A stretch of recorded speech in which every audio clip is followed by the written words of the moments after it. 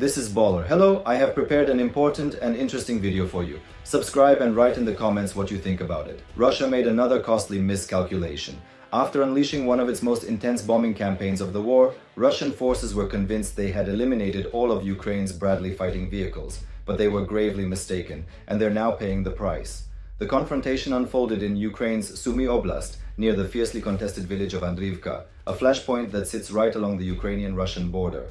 This region has witnessed prolonged, brutal fighting as both sides have battled for control. Last year, Ukraine held not only Andriivka, but several nearby villages, effectively denying Russia any meaningful presence in Sumy.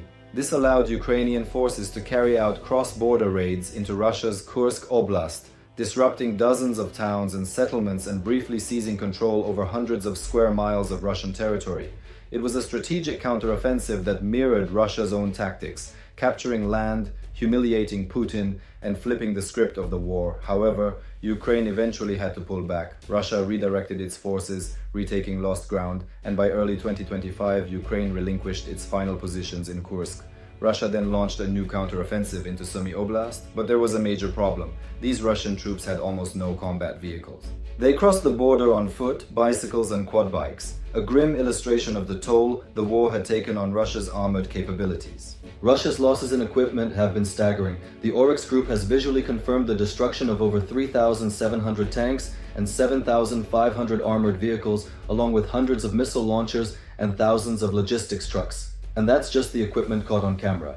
Ukrainian estimates are even higher, claiming over 10,000 tanks, 20,000 armored fighting vehicles, 22,000 artillery systems, and thousands of aircraft, drones, and cruise missiles have been eliminated. The truth likely lies somewhere between these extremes, but the implications are the same. Russia has lost a massive chunk of its armored fleet. It's tried to compensate by tripling the production of T-90M tanks and reviving old Soviet-era vehicles from storage, retrofitting what it can for combat use. Still, this isn't sustainable. Modern tanks cost millions, and even lighter vehicles like the BMP-2 or Tiger cost hundreds of thousands. Every destroyed unit is a crushing financial blow, one the Kremlin can ill afford as the Russian economy teeters under sanctions and US tariffs. In a desperate bid to avoid a full-blown recession, Putin has already announced military budget cuts for 2026. Russia is now adjusting its strategy to cope with a serious risk, becoming a de-mechanized army. As US military analyst David Axe recently highlighted, Russia is increasingly relying on troops traveling by foot or civilian vehicles due to a catastrophic shortage of combat vehicles. Open-source intelligence analyst Mokleson emphasized this point, noting that Russia has visibly lost just a single MRAP in Sumy, a shocking statistic that reveals just how few armored vehicles remain. In fact, over 40 months of war, Russia has lost an estimated 13,000 tanks, IFVs, APCs, and MRAPs, roughly equal to its entire pre-war stockpile. Despite ramping up production and raiding Cold War storage depots, there just aren't enough combat-ready vehicles left. That's why civilian cars, trucks, buses, even golf carts and scooters now make up around 90% of Russia's monthly vehicle losses. While tanks and IFVs are in short supply, Russia still has one major advantage: manpower. Its military maintains about 1.3 million active duty personnel, thanks largely to aggressive recruitment campaigns and coercive tactics. Some men are offered up to $40,000 to enlist. In April, Putin enacted the country's largest conscription in years, drafting 160,000 young men aged 18 to 30. Meanwhile, up to 30,000 North Korean troops are expected to join, and migrants from Central Asia are being coerced into enlisting, forming special units sent to the most dangerous front lines. Putin's long-term goal is to build the world's second-largest army with 1.5 million active duty troops. That plan is moving forward, despite Russia suffering over 1 million casualties so far, with more than 250,000 killed and over 750,000 injured. Russia continues to replace fallen troops with new recruits, reportedly bringing in about 30,000 per month, the same number it loses on average. And that brings us back to Sumy. Russian troops there are literally marching through Ukrainian territory without armored support because the Kremlin sees them as disposable. Human lives are cheaper to replace than tanks.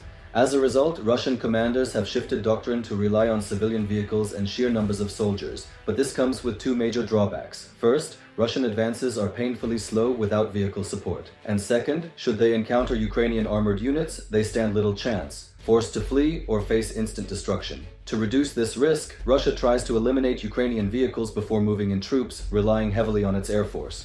Despite losing a third of its bombers in the June 1st Operation Spiderweb strike and taking losses to drones and air defenses, Russia's air force still dwarfs Ukraine's, with about 10 times the number of warplanes and a large stockpile of glide bombs like KAVs and UMPKs.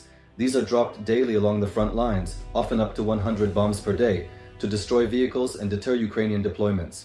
For a long time this strategy worked. Ukraine had no way to counter it. A March 2024 Telegram post from Deep State noted that Russian bombing preceded waves of counterattacks and banzai assaults. The FABS and KABS were devastating and unstoppable. But then Ukraine adapted, deploying radio jammers to scramble the bomb's targeting systems. Many bombs now miss entirely, crashing harmlessly into fields. Russian pilots have confirmed this, lamenting on Telegram that satellite-guided corrections have left the chat.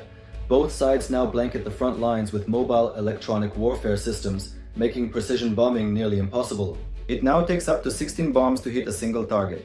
But Russia continues bombing anyway, perhaps out of pride or a lack of alternatives. Recently, it launched a concentrated campaign near Kindrativka, Oleksivka, and Andrivka, where several Russian brigades were struggling. According to Mokhlison, the 30th and 22nd Motor Rifle Regiments, alongside the 40th Marines, are nearing encirclement. Even elite units like the 177th and 155th Marines are under heavy pressure. Russia dropped massive amounts of ordnance on a forested area believed to house Ukrainian troops or Bradleys. Video footage showed explosions and smoke columns, but the real outcome shocked them. Assuming they had destroyed Ukraine's vehicles, the Russians advanced, only to be flanked by Ukrainian brigades wielding Bradleys, Marders, and Strykers. Ukraine had waited for the bombing to stop, then struck hard near Kindrativka. With Russia lacking armored support, they had to retreat, fleeing northeast toward the border. Ukraine may not have annihilated the troops, but it was still a clear victory, pushing Russia back and regaining ground in Sumy. Moreover, Russia wasted a vast amount of munitions, and this wasn't a one-off. Ever since Ukraine figured out how to counter Russian bombing, similar counterattacks have grown more effective. For much of the war, Russia enjoyed a firepower advantage: tanks, artillery, planes. But now, with depleted hardware and overstretched logistics, Ukraine is gaining the upper hand. Despite its own losses, Ukraine uses its equipment more wisely and benefits from support across Europe and North America. The US has supplied over 300 Bradleys and hundreds of Strykers. The UK has provided 120 Mastiffs, and Germany has sent dozens of Marders. The Bradley has become a symbol of resilience, versatile, mobile, and deadly, ideal for urban combat. With its 25mm Bushmaster chain gun, Tiao missile capability, and reinforced armor, it's perfect for ambushes, patrols, and frontline defense. These vehicles allow Ukraine to regain lost ground and block Russian advances. According to the Center for Defense Strategies, recent Ukrainian counterattacks in Sumy have disrupted Russian plans and threatened encirclement near Andrivka. If Ukraine keeps this up, it will prolong the war, drain Russian resources, and buy more time. Especially important now that Donald Trump has issued a dramatic ultimatum. Trump recently reversed course on Ukraine aid, pledging new deliveries including Patriot missiles, while giving Russia 50 days to agree to peace or face devastating economic tariffs. That countdown adds pressure. Ukraine may still suffer in that period. Russia is intensifying drone strikes and assaults, but the longer it delays Putin, the more effective Trump's ultimatum becomes. Putin knows he can't win this war quickly. It took over 3 years just to seize Luhansk and make minor gains elsewhere. As Western support continues, Russia is being pushed closer to the negotiating table. To learn more, check out our video on how one of Russia's closest neighbors turned its back on the Kremlin, or see NATO's bold contingency plan to strike Kaliningrad if Russia dares to down another civilian jet. And don't forget to subscribe for real-time updates from the front lines.